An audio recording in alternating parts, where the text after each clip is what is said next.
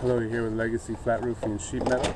We're just here at a small job today, but very important detail where shingle ties into a flat roof area. An old roofer came, he put on a couple layers of shingles, and unfortunately the roof leaked, so we got called into the job. I'll show you the detail and we'll go from there. So there's the detail, that's where it ties into the shingles. We're going to have to remove a couple layers of vinyl siding, remove the J-clip, and bring our flat roofing up and over. I will shoot a couple videos and show you how it goes. Okay, so we have cleaned up the shingles, we've taken the siding off, and we've swept the deck area. So I'll show you what we have now.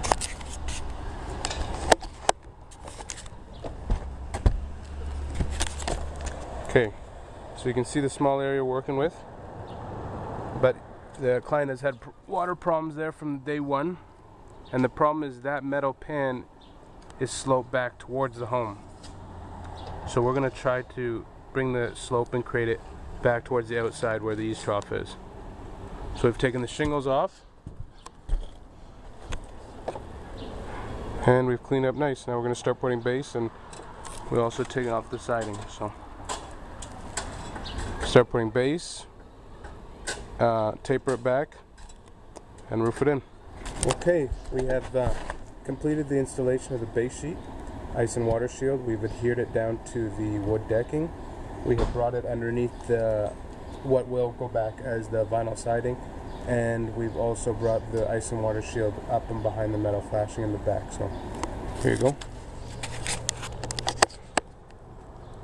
Now, as it stands, this roof is pretty much waterproof. It won't last the test of time, but if it was to rain right now, it would hold water. So we're already better off than we were when we started this job. If you notice the patches, they're not patches. What you're looking at is reinforcement. I have some ridges there, so I reinforced it just to make sure, just to give it some extra rigidity. I brought the ice and water shield, as you can see, all the way up as high as we could behind the vinyl siding, behind that east trough, and along the step flashing in the back there. So the next step, what we're going to do, we are going to start applying our cap sheet. We're going to put elastic stick primer on that ice and water shield and put a granulated cap sheet on. Okay, so that's where we're at now.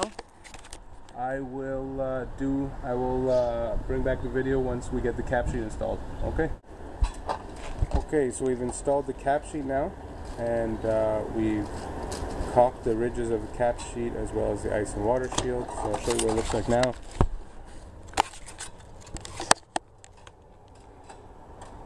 What you see, that red, that's the primer adhesive that we used to install the cap sheet on the ice and water shield.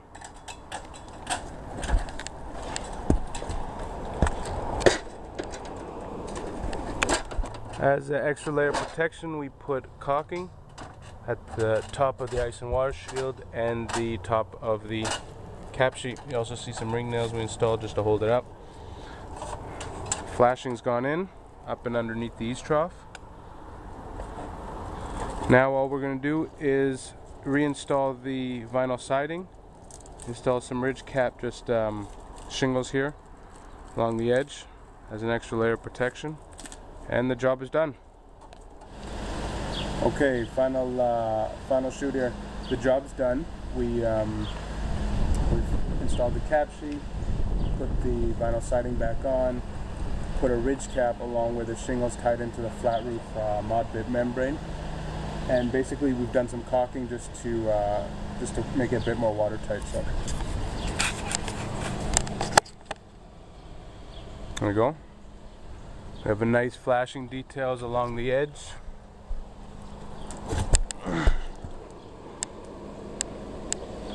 The vinyl siding has come back on. We've brought our mod bit up and underneath that east trough as far as we could go, and where it touches the metal step flashing, we've caulked that up nicely. I've installed the ridge cap there, as you can see, just for extra support. And there we go. So there you go, a small little residential flat roof detail.